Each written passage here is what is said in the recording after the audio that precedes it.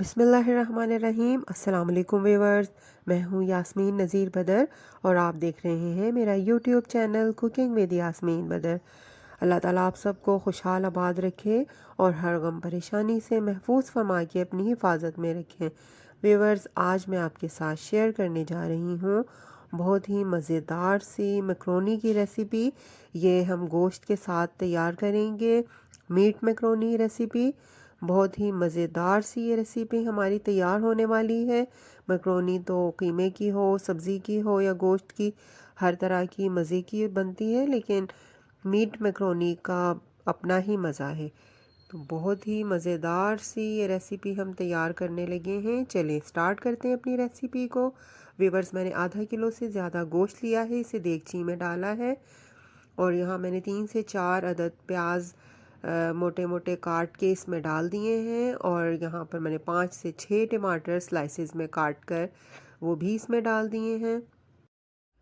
अब 1 लीटर के करीब पानी शामिल कर देंगे और हाई फ्लेम पे करके चूल्हे को तो ढक कर रख देंगे पकने के लिए।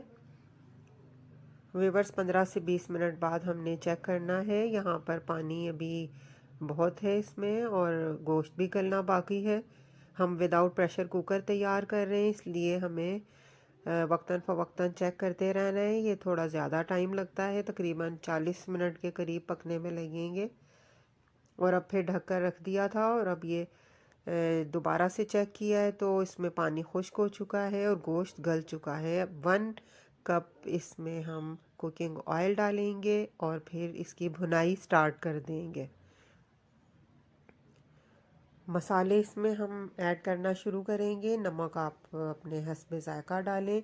1 टीस्पून इसमें नमक का ऐड करेंगे, हाफ़ टी स्पून हल्दी का, 1 एंड हाफ़ टी स्पून इसमें सुरख मिर्च पाउडर ऐड करेंगे, 1 टीस्पून ज़ीरा धनिया पाउडर और हाफ़ टी स्पून गरम मसाला पाउडर ऐड कर देंगे और फिर इसको भूनना स्टार्ट कर देंगे। अच्छी तरह से भूनना है हमने ताकि सारे मसाले यकजान हो जाएं। व्यूअर्स, अगर अभी तक आपने मेरा चैनल सब्सक्राइब नहीं किया तो चैनल सब्सक्राइब कर दें, लाइक और शेयर करें अपने फैमिली और फ्रेंड्स के साथ।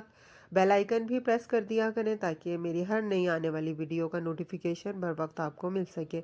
व्यूअर्स, यहाँ पर मैंने 1 टीस्पून बिरयानी मसाला पाउडर ऐड किया है। इससे मज़ा दोबाला हो जाएगा और खुशबू भी बहुत अच्छी आएगी मैक्रोनी में।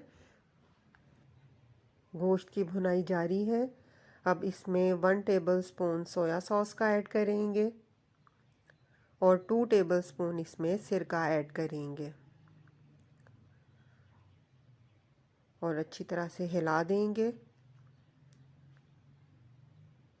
अब भुनाई तकरीबन कंप्लीट होने लगी है। इसमें हरी मिर्चें कटी हुई डाल देंगे और 4 से 5 टमाटर कटिंग करके इसमें डाल देंगे। व्यूअर्स, मैंने गोश्त के साथ भी टमाटर डाले थे, लेकिन जब भी मैं मैक्रोनी का मसाला तैयार करती हूँ तो स्टार्ट पे भी डालती हूँ टमाटर, जो उसमें ब्लेंड हो जाते हैं, लेकिन जब भुनाई कंप्लीट होने वाली होती है तो आखिर में भी मैं इसमें टमाटर डालती हूँ, उसका टेस्ट बहुत अच्छा आता है। अब थोड़ा सा इसमें पानी इसमें ऐड करेंगे और 4 से 5 मिनट के लिए और भूनेंगे ताकि ये मसाला अच्छा सा तैयार हो जाए।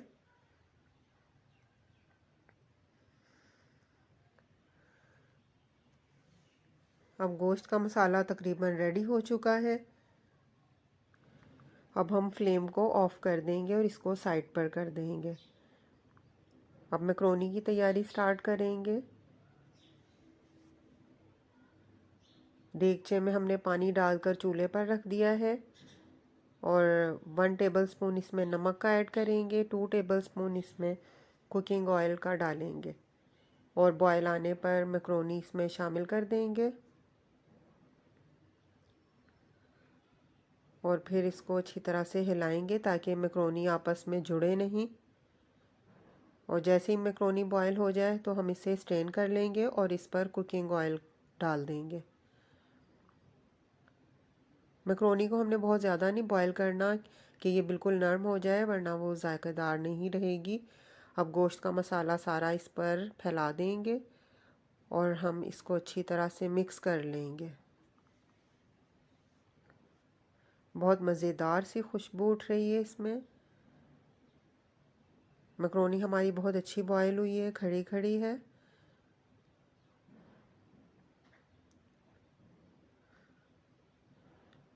अब थोड़ा सा कुकिंग ऑयल और इसके ऊपर डालेंगे और 3 से 4 मिनट के लिए हमने दम पर लगा कर रख देना है।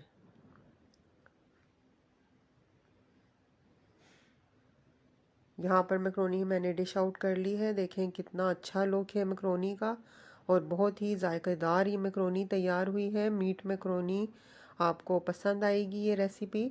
आप भी फॉलो कीजिएगा और अपने घर वालों को बनाकर खिलाइएगा। यकीनन वो आपकी तारीफ़ ज़रूर करेंगे और बहुत पसंद करेंगे इस रेसिपी को। व्यूवर्स, अपने इर्द गिर्द रहने वालों का ख्याल रखें और मुझे भी दुआओं में याद रखें। अल्लाह ताला हम सब का हामी नासिर हो, हम पर अपनी ख़ास रहमतें बरकतें नाजिल फ़रमाएँ और हम पर अपना ख़ास करम फ़रमाएँ। अब मैं आपसे इजाज़त चाहूँगी अपनी एक और नई वीडियो के आने तक। उस वक्त तक के लिए अल्लाह हाफ़िज़।